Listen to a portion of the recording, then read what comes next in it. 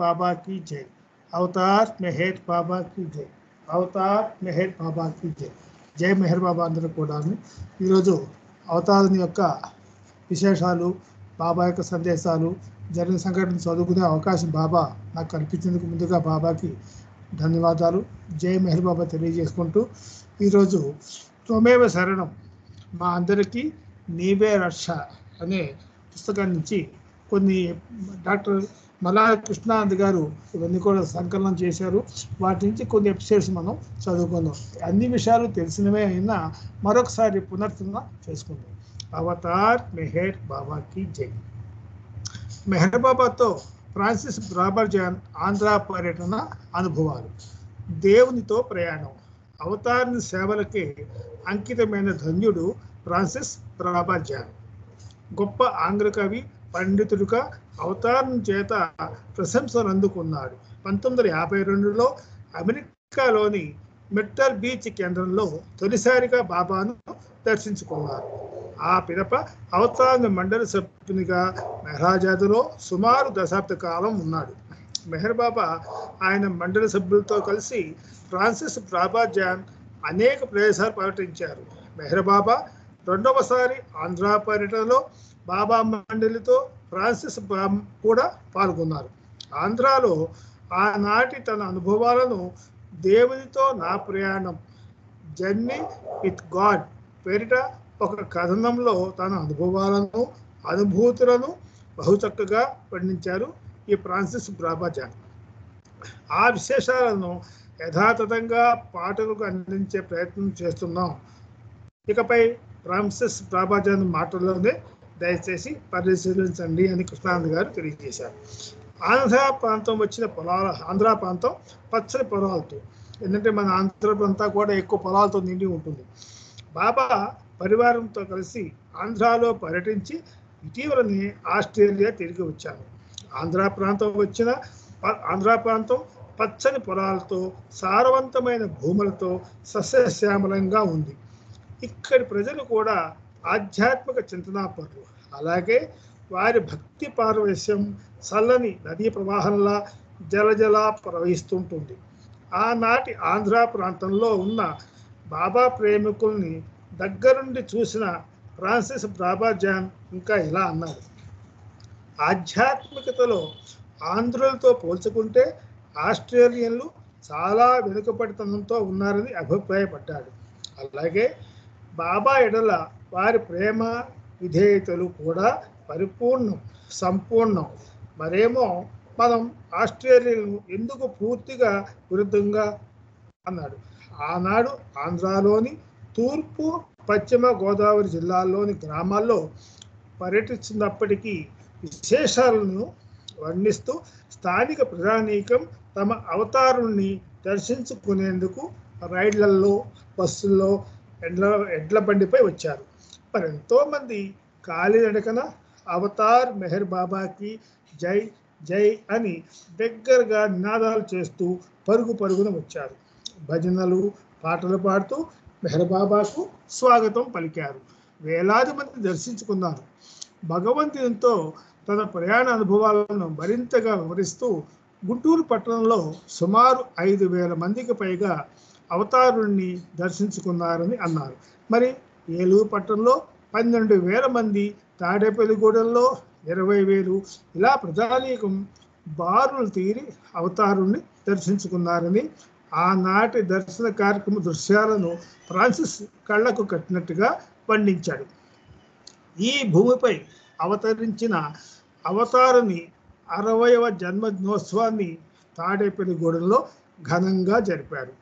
పవిత్ర గోదావరి నదీ తీరాన ఉన్న కొవ్వూరు, రాజమండ్రి పట్టణాల్లో రమారమి 16,000 మందికి పైగా బాబాను దర్శించుకున్నారు. ఈ ప్రాంతంలో అవతారుడు పర్యటించిన గ్రామాలను వర్ణిస్తూ ఫ్రాన్సిస్ ఏమన్నాడో చూడండి. గోదావరి పరివాహక ప్రాంతంలో అనేక గ్రామాలను బాబా సందర్శించారు. ప్రతి గ్రామంలో సగటున 1000 నుండి 2,000 మందికి పైగా గ్రామస్తులు తమ ఇళ్ల నుండి బయటకు వచ్చి అవతారుణ్ణి దర్శించుకున్నారు.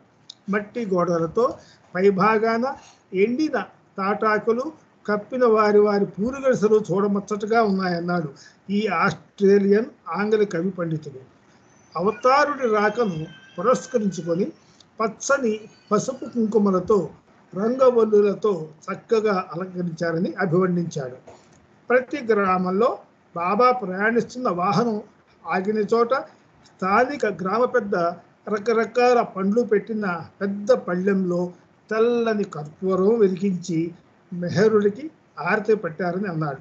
పళ్ళెంలోని పండ్లను బాబా తన ప్రసాదంగా స్థానికులకు ఇచ్చారు. ఈ ప్రసాదం కోసమే వారెంతో కాలంగా ఎదురు చూస్తున్నట్టున్నారని కవి పండితుడు ఆనాటి దృశ్యాన్ని వర్ణించాడు. ఈ పర్యటనలో కొంతమంది ప్రేమికుల ఇళ్లను కూడా బాబా సందర్శించారని ఆయన అన్నారు. బాబా వారు పర్యటిస్తున్న వాహన శ్రేణికి ముందర స్థానికులు కొందరు భజన గీతాలను ఆలపించారు. అందుకు తగినట్లుగా కొందరు నృత్యం చేశారు. మరి కొందరైతే అవతారుణ్ణి స్తుతిస్తూ అప్పటికప్పుడు ఆసువుగా కవితల్ని అవతారు ఎదుట చదివి వినిపించారు. తమ కవితలను మెహరుడికి అంకితమిచ్చారు. ఒక గ్రామంలో ఏం జరిగిందో చెబుతూ ఫ్రాన్సిస్ జీ ఇలా అన్నారు. ఓ పిల్లవాడిని వదిలిపెడితే అతగాడు మేం ప్రయాణిస్తున్న బస్సులో ఎక్కి బాబాను ఎలా ప్రేమించాలి, బాబాకు విధేయులుగా మనం ఎలా ఉండాలని చక్కగా ఒక గీతాన్ని ఆలపించాడు. వాస్తవానికి అతడు చిన్నపిల్లవాడే, కానీ అతని చేష్టలలో పరిస్థితులు ఎక్కడా కనపడలేదు. అవతారంతోనే ఎంతో కాలంగా ఉంటున్న మండలి బృందం ఆ చిన్నారిని ప్రత్యేకంగా అభినందించలేకుండా ఉండలేకపోయారు అన్నారు ఫ్రాన్సిస్. వాస్తవానికి ఆస్ట్రేలియన్లకు ఆంధ్రులకు నడుమ ఎలాంటి బంధము లేదు. శ్రీరాముడి కాలం నుండి ఎందరో సద్గురువులు సత్పురుషులు ఈ ప్రాంతాన్ని అలాగే ఇక్కడ నివసిస్తున్న వారి జీవితాలను పునీతం చేశారు. ఆస్ట్రేలియా గురించి ప్రస్తావిస్తూ మధ్యయుగం తర్వాత మా పవిత్ర జీవన రేఖ ముగిసిపోయిందన్నాడు. ఆ పిదప భగవంతుని దివ్యగానం తెరమరుగైంది. ఇక్కడి వారు దివ్య ప్రేమను ప్రసాదించమని దేవుణ్ణి వేడుకోకుండా మాకు ఆరోగ్యం, విద్య, ఆస్తిపాస్తులు, భోగభాగ్యాలు వంటి ప్రాపంచిక విషయాలలో భద్రత కల్పించమని కోరుకున్నారు. అంతేగాని ఎప్పుడు దివ్య ప్రేమను ప్రసాదించమని భగవంతుణ్ణి అనుసరించలేదు. అయితే నేడు మా వేడుకలు దివ్యావతారుడైన దేవదేవుని దరికి చేరినట్లుంది.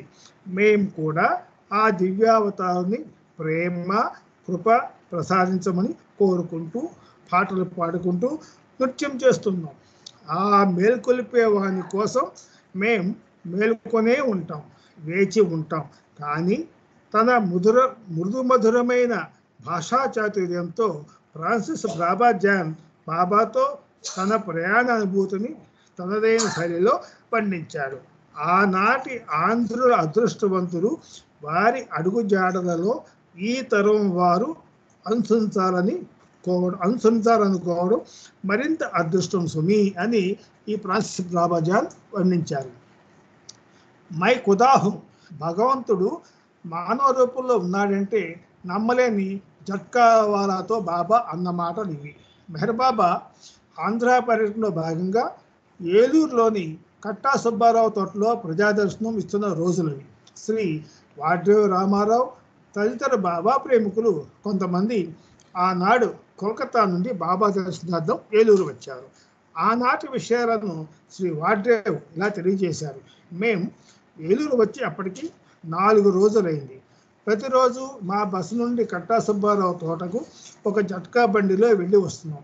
అప్పటికింకా ఆటోలు, సైకిల్ రిక్షాలు లేవు. అలా రోజు వెళ్తుంటే మమ్మల్ని గమనించిన మా జట్కా వాళ్ళ కట్టా సుబ్బారావు తోటకు రోజు ఎందుకు వెళ్తున్నారు అని ఆసక్తిగా అడిగాడు. అక్కడికి భగవంతుడు మెహర్ బాబా వచ్చారు. ఆయన దర్శనార్థం ప్రతిరోజు వెళ్తున్నామని ఉన్నట్టు చెప్పాం. భగవంతుడు మానవ రూపంలో ఉన్నాడంటే నమ్మలేని మా జట్కా వాళ్ళ ఉన్న పడంగా మమ్మల్ని తన బండి దిగి పొమ్మన్నాడు. తాను అక్కడికి రానని తగ్గేసి చెప్పాడు. హతవిధి అతగాడిని ఎలాగో బతిమాలాడుకొని తిరిగి బండిలో ఎక్కి బాబా దర్శన ప్రాంగణానికి చేరుకున్నాం. ఆ దరిమిలా ఏలూరులో బాబా ప్రజా దర్శన కార్యక్రమాలు ముగిశాక జంగారెడ్డి గూడెంకు బాబా బయలుదేరారు. ఆ రోజున ఉదయాన్నే బ్రేక్ఫాస్ట్ పూర్తయ్యాక కారులో ఏలూరు నుండి బయలుదేరాం. బాబా కారు వెనకాల మేము ఉన్నాం. మా కాన్వాయ్ వేగంగా 9వ నంబరు జాతీయ రహదారిపై వెళ్తోంది. సడన్గా బాబా ప్రయాణిస్తున్న కారు జాతీయ రహదారికి ఒక పక్కగా ఆగింది. మేము అందరూ కూడా మా కాలు దిగి బాబా ఉన్న చోటుకు వెళ్ళాం. ఆ రోడ్డును ఆనుకుని కొన్ని పూరి గుడిసెలు ఉన్నాయి. ఆ గుడిసెలలో ఒకటి ఆ జట్కా వాలాది ఉంది. ఆ రోడ్డు ఆనుకుని కొన్ని పూరి గుడిసెలు ఉన్నాయి. ఆ గుడిసెలో ఒకటి ఆ జట్కా వాలాది ఉంది. బాబా ఆ గుడిసె దగ్గరే ఆగారు. దూరంగా జట్కావాని గుర్రం చెట్టుకు కట్టేసి ఉంది. బాబా నేరుగా ఆ జట్కావాని గుడిసె దగ్గరికి వెళ్ళి, నాకు ఆకలిగా ఉంది, ఏమైనా తినడానికి పెట్టమన్నారు. జట్కావాలా ఆశ్చర్యపోయాడు. అతనికి నోట మాట రాలేదు. తేరిపారా చూసిన జట్కావాలాతో, ఏమిటి ఆలోచిస్తున్నావు అన్నారు. మై ఖుదా హూ అని బాబా తన అక్షర ఫలకంపై రాశారు. ఇసీలియే మై ఖుదా ఆయా హూ అని తిరిగి అక్షర ఫలకంపై రాశారు. జట్కావాలా చలించిపోయాడు. ఆనందంతో బాబాకు పాదాభివందనం చేశాడు. ఇది నమ్మలేని నిజం. వాస్తవంగా మా కళ్ళెదుటే జరిగింది. మేము నమ్మలేకపోయాం. జట్కావాలాతో జరిగిన సంభాషణ నాకు తప్పించి మరొకరికి తెలియదు. ఇది మౌనావతారుని లీల. ఈ సంఘటన మా మదిలో సరగని ముద్ర వేసింది. ఎలక్షన్స్లో సర్దార్ అమర్ సింగ్ సైగల్, ఇదొక ఎపిసోడ్. 1960లో పార్లమెంటుకు సాధారణ ఎన్నికలు వచ్చాయి. సర్దార్ అమర్ సింగ్ సైగల్ పార్లమెంటు సభ్యునిగా బిలాస్పూర్ నియోజకవర్గం నుండి, అంటే కాంగ్రెస్ పార్టీ ఆ రోజుల్లో పోటీలో ఉన్నాడు. అమర్ సింగ్ సైగల్కు ఈ ఎన్నికల పోటీలో నిలబడాలని సుతారాము ఇష్టం లేదు. ఈ విషయాన్ని బాబాతో స్పష్టంగా చెప్పాడు అతను. ఇకపై తన శేష జీవితమంతా బాబా సేవకు అంకితం అవ్వాలని ఆ కోరిక అన్నాడు. నీ సత్యప్రేమ సందేశాలని దేశం నలుమూలా వ్యాప్తి చేయాలని ఉందన్నాడు. బాబా అంతా ఆలకించారు. ఆ పిదప ఎన్నికల్లో పోటీ చేయమని సర్దార్జీని బాబా ఆదేశించారు. బాబా ఆదేశాల మేరకు ఆయన ఎన్నికల బరిలో నిలిచాడు.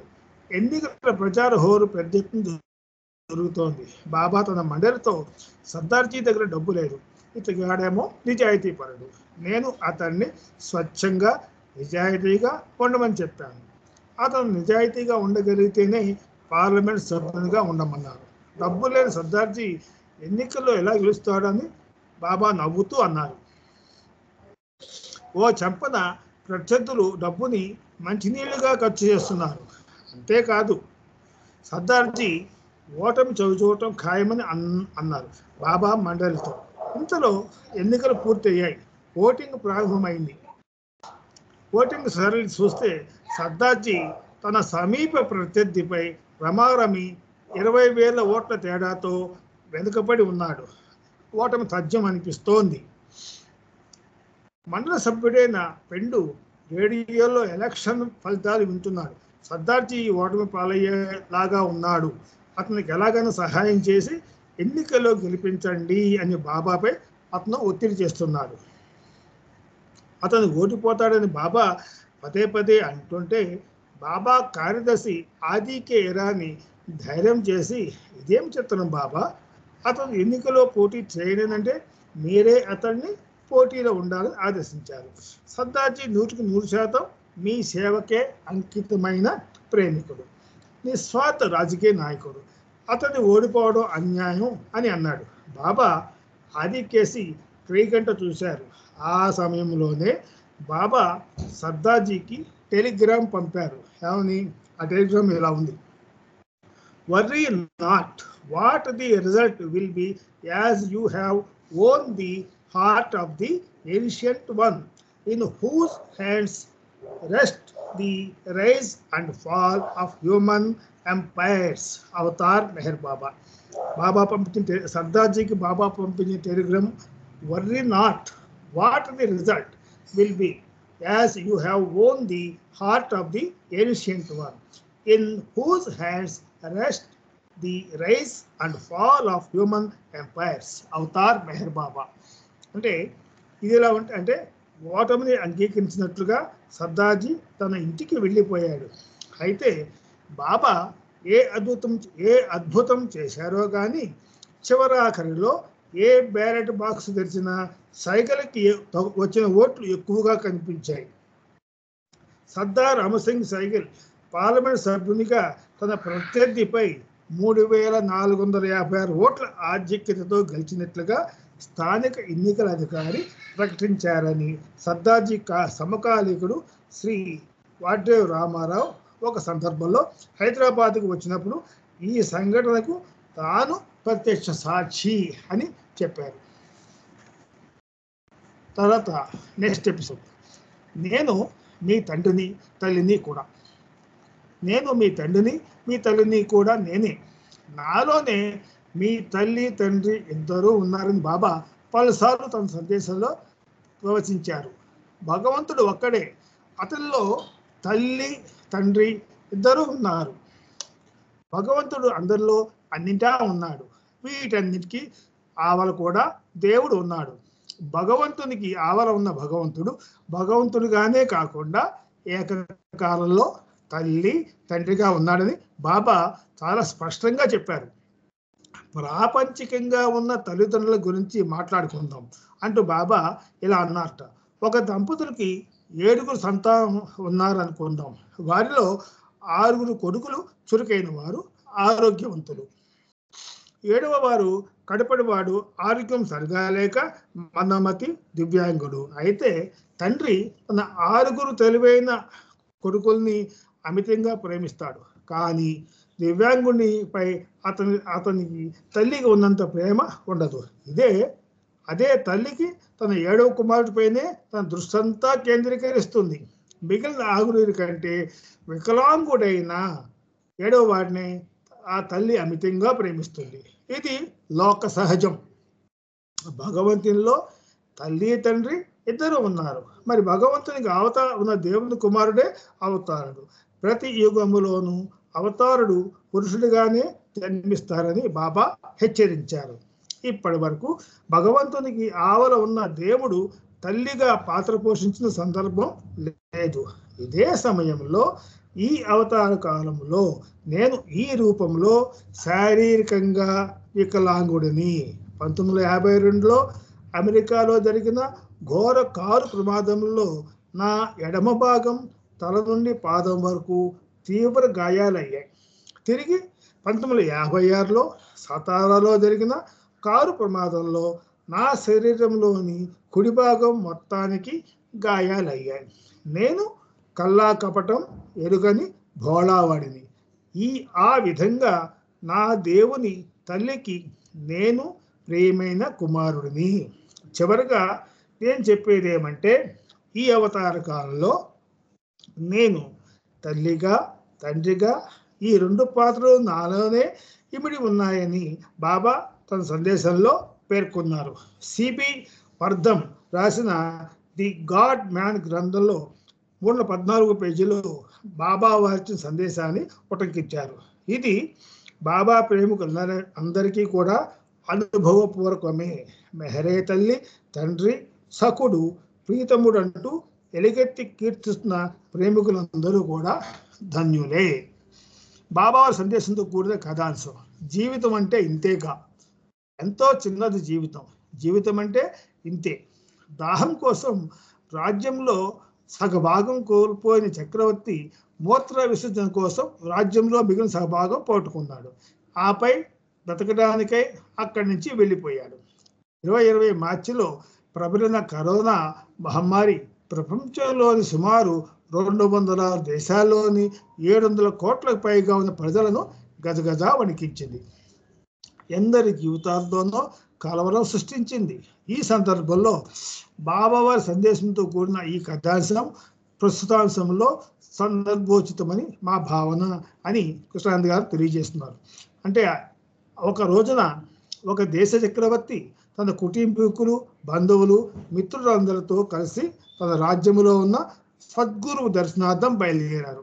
సద్గురువు ఆశ్రమానికి సుమారు 5 కిలోమీటర్ల దూరంలో తన అశ్వ గజ బలాలన్నింటినీ ఆపివేసి తన అనుచరగణం, బంధుమిత్రులతో కలిసి నిరాడంబరంగా నడుచుకుంటూ సద్గురు ఆశ్రమానికి వెళ్ళాడు ఆ చక్రవర్తి. ఆ ఆశ్రమం బయట ఉన్న కాపలాదారునికి తాను ఈ రాజ్యానికి చక్రవర్తినని, సద్గురు దర్శనార్థం వచ్చానని వినయపూర్వకంగా తన రాక గురించి తెలియజేశాడు. సద్గురు నుంచి పిలుపు వచ్చే వరకు ఆశ్రమం బయటనే చక్రవర్తి, ఆయన బృందం వేచి ఉన్నారు. ఆ తర్వాత సద్గురు దర్శనం దూరం నుంచి నిలబడే చేసుకుంటూ తన ఆస్థానంలోని అధికారులను, బంధువులను ఒక్కరిని చక్రవర్తి సద్గురుకు పరిచయం చేశారు. సద్గురు చాలా సంతోషించాడు. ఆ తర్వాత చక్రవర్తిని ఆయన బృందంలో సభ్యులని కూర్చోమన్నాడు. సద్గురువు కుశల ప్రశ్నలు అడిగాడు. చక్రవర్తికి ఎంతమంది భార్యలు ఉన్నారు? పిల్లలు ఎంతమంది? కటపడి యుద్ధం ఎప్పుడు చేశారు?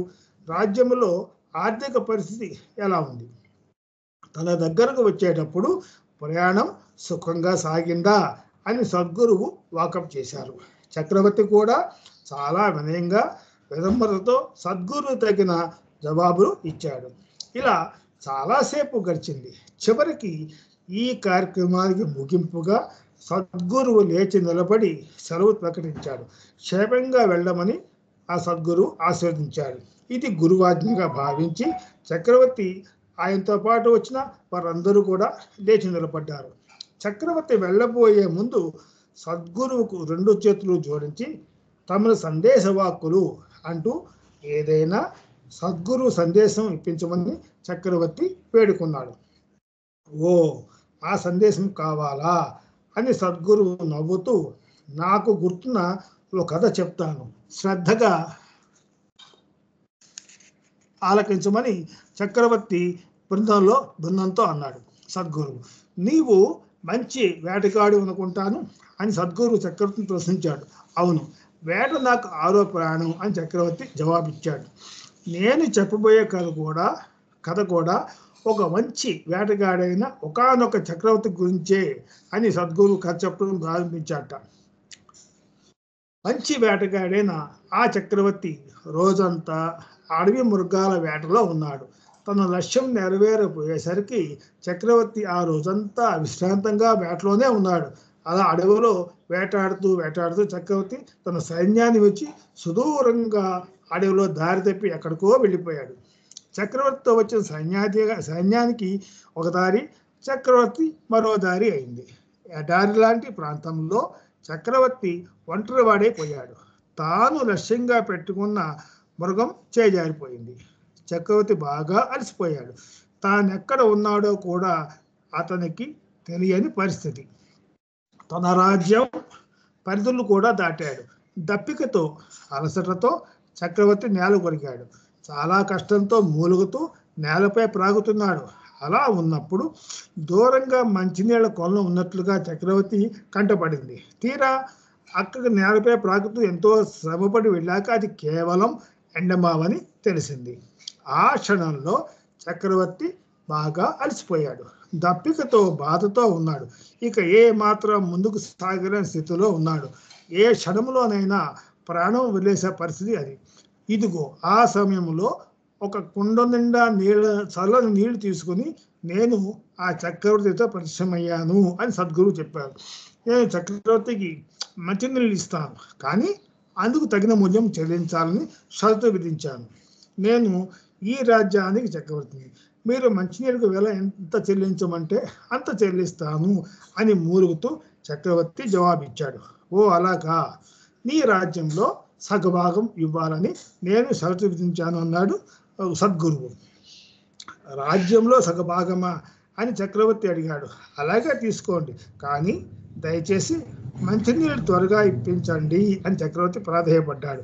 మంచినీళ్ళు తాగిన చక్రవర్తికి బలం పుంజుకున్నాడు. నేను అతని దగ్గరే వేచి ఉన్నాను. ఆ తర్వాత తానెక్కడ ఉన్నాడో, తన రాజ్యానికి ఎలా చేరుకోవాలని నన్ను అడిగితే అందుకు కొన్ని కొండగుర్తులు చెప్పానని సద్గురువు చెప్పాడు. మంచినీళ్ళు తృప్తిగా తాగిన చక్రవర్తి చాలా బలంగా చురుకుగా ఉన్నాడు. వేగంగా నడుచుకుంటూ ముందుకు సాగాడు. అయితే కొంతసేపు అయ్యేసరికి చక్రవర్తికి మూత్ర విసర్జన చేయాల్సి వచ్చింది. కానీ అది చాలా కష్టమవుతోంది. ప్రస్తుతానికి ఓపికగానే ఉండటంతో చక్రవర్తి తన నడక కొనసాగించాడు. మళ్ళీ కొంతసేపటికి ఈ మూత్ర విసర్జన ఆవశ్యకత ఎక్కువైంది. ఈ పాటికి తన రాజ్యంలో ప్రవేశించినట్లుగా చక్రవర్తి గుర్తించి చాలా సంతోషించాడు. కానీ మూత్ర విసర్జన అవసరం ఇంత క్రితం కంటే ఎక్కువైంది. కడుపు నొప్పి తట్టుకోలేకపోతున్నాడు. దేహంలో విష పదార్థాలు తలెత్తుతున్నాయి. దిక్కుతోచని స్థితిలో అగమ్య గోచరంగా ఉంది అతనికి. మనసు ఏమీ పారిపోలేదు. ఆ నొప్పి తట్టుకోవడం కంటే మరణమే మేలని చక్రవర్తి భావిస్తాడు. అదిగో ఈ సమయంలో తిరిగి నేను అతని ఎదుట ప్రత్యక్షమయ్యానని ఆ సద్గురువు చెప్పాడు. నీ బాధ ఏమిటి అని చక్రవర్తిని ప్రశ్నించాడు. నన్ను చూడగానే పరమానందపరుచులైన చక్రవర్తి మూత్రం చేయలేకపోతున్నాను, విపరీతమైన నొప్పితో బాధపడుతున్నాను అని సమాధానం ఇచ్చాడు. అంతేనా? ఇందుకు నా దగ్గర మంచి మందు ఉందన్నాడు. అయ్యా, దయచేసి ఆ మందు ఏమిటో వెంటనే నాకు ఇప్పించండి. మీరేమడిగితే దాన్ని తక్షణం మీ ముందు ఉంచుతాను అని చక్రవర్తి నాతో ప్రాధేయపడ్డాడు. ముందుగా నాకు ఆ నొప్పి తగ్గించే మార్గం చూపండి అన్నాడు. నీ రాజ్యంలో మిగిలిన సగభాగం నాకు చెల్లించాలి అని కఠిన షరతు విధించాను అన్నారు సద్గురు. అంతకుముందు మంచినీళ్ళు ఇవ్వడానికి సగం రాజ్యం తీసుకున్నాడు. ఇప్పుడు మిగిలిన సగభాగం కూడా అడిగేశాడు సద్గురు ఆ రాజుని. అలాగే తీసుకోండి, కానీ నా ప్రాణం రక్షించండి, నా సర్వస్వం మీరే తీసేసుకోండి, నాకు ప్రాణదానం చేయండి అని చక్రవర్తి వేడుకున్నాడు. నేను అతని బాధ నుంచి తప్పించాను అని సద్గురువు తన కథ ముగించాడు. ఇది కథ. దాహం కోసం రాజ్యంలో సగభాగం కోల్పోయిన చక్రవర్తి మూత్ర విసర్జన కోసం రాజ్యంలో మిగిలిన సగభాగం పోగొట్టుకున్నాడు. ఆపై దొరకడానికి అక్కడి నుంచి అతను వెళ్ళిపోయాడు. అంటే ఈ కథ చెప్పిన సద్గురువు చక్రవర్తి కేసు చూస్తూ, ఇదే నేను నీకు ఇచ్చే సందేశం అన్నాడు. నీతితో నిజాయితీతో నీ విధులు నీవు నిర్వర్తించు. అదే సమయంలో నీ రాజ్యంలో సగభాగం విలువ నీ దేహంలో ఉన్న నీటితో సమానం. మిగిలిన సగరాజ్య భాగం నీ దేహం నుంచి విసర్జించే నీటితో సమానం అని సద్గురువు సందేశాన్ని చక్రవర్తి ఇచ్చాడనమాట. అంటే జీవితం అంటే ఇంతేగా అని బాబా చెప్పగానే మనకి ఇది స్పష్టం చేశారు. బాబా చెప్పినట్లు చేయడమే ఆధ్యాత్మికత. ఇది 1947 డిసెంబర్ 24న మెహరాబాద్లో మెహర్ బాబా ఇచ్చిన ప్రవచనం. గురువు గారి ఆదేశాలను తూచా తప్పగా పాటించడమే ఆధ్యాత్మికత అని బాబా తన సందేశంలో ఇలా వివరించారు. గురువు చెప్పిన ఆదేశాలను తూచా తప్పగా పాటించడమే కాదు, ఆయన ఆదేశాలను ఎలా అమలు చేశామన్నది ప్రధానం అన్నారు బాబా. గురువు మీకు ఎన్ని పనులు అప్పగించవచ్చు, ఆ పనులు ఏమైనా కావచ్చు కూడా. నీవు ఆ పనిని పూర్తి చేశాక అది సరిగ్గా చేయలేకపోయానని ఆయన నిన్ను చివాట్లు పెట్టవచ్చు, లేదా నిందించను వచ్చు. అలా ఎందుకు చేశావు అని ప్రశంసను వచ్చు. ఏది ఏమైనా నీవు చెప్పినట్లే నేను చేశానని ఆయనతో వాదనకు దిగరాదన్నారు బాబా. మీది మిక్కిలి తప్పైపోయింది, క్షమించమని అడగటం అలవర్చుకోవాలని స్మోషంగా గురువు ఎడల శిష్యుడు ఎలా ప్రవర్తించాలో బాబా సూచించారు. ఓ ఉదాహరణతో బాబా ఇంకా ఇలా అన్నారు. మీరు మంగళ దగ్గరకు గడ్డం గీయించుకోవడానికి వెళ్ళినప్పుడు అతను మీ ముఖాన్ని కాసేపు అటు, ఆ తర్వాత మరోవైపు తన ఇష్టం వచ్చిన రీతిలో తిప్పుతాడు కదా. మరి మంచి గడ్డం గీయించుకోవడం కోసం మీరేం చేస్తారు? అతను ఏం చేసినా ఏమీ మాట్లాడకుండా అతను చెప్పినట్లే చేస్తారు. అదే మాదిరిగా మీరు భగవంతుని సన్నిధి చేరుకోవాలి అంటే మీ శరీరాన్ని, మనస్సును సద్గురువులకు సంపూర్ణంగా సమర్పించాలని బాబా హెచ్చరించారు. బాబాకు దగ్గరగా ఉన్న మండలి సభ్యుడైన ఫెర్రం వర్కింగ్ బాక్స్వాలాను ఉద్దేశించి, నీవు ఏం చదువుకున్నావు అని అడిగారు. ప్రత్యేకంగా ఏమీ లేదని ఫెర్రం జవాబిచ్చాడు. ఆధ్యాత్మిక గురించి నీకు ఏమైనా తెలుసా అని తిరిగి బాబా అతగాడిని అడిగారు. కొద్దిగా తెలుసు అన్నాడు అతను. కొంచెం ఏమిటి అని ప్రశ్నించారు బాబా. కొద్ది క్షణాలాగి బాబా చెప్పినట్లు చేయడమే ఆధ్యాత్మికత అని ఫెర్రం సమాధానించాట. ఏం తెలుసు అంటే కొద్ది క్షణాలు ఆగి అతను ఏం చెప్పాడు, బాబా చెప్పినట్లు చేయడమే ఆధ్యాత్మికత అని ఫెర్రం సమాధానం ఇచ్చాడు. ఆధ్యాత్మిక మార్గంలో తెలుసుకోవాల్సింది ఇదే అని బాబా ఫెర్రంను అభినందించాడు. ఆధ్యాత్మికత అంటే సంపూర్ణంగా సంక్షిప్తంగా ఇదే అన్నారు బాబా. ఫెర్రం వర్కింగ్ బాక్సావాలా చక్కగా చెప్పారని బాబా మరోమారు అతన్ని అభినందించారు. అవతార్ మెహర్ బాబాకి జై. జై మెహర్ బాబా అండి అందరికీ. సొన్నకుమారు జై మెహర్ బాబా. థ్యాంక్ యూ అందరికీ. జై మెహర్ బాబా. థ్యాంక్ యూ అండి.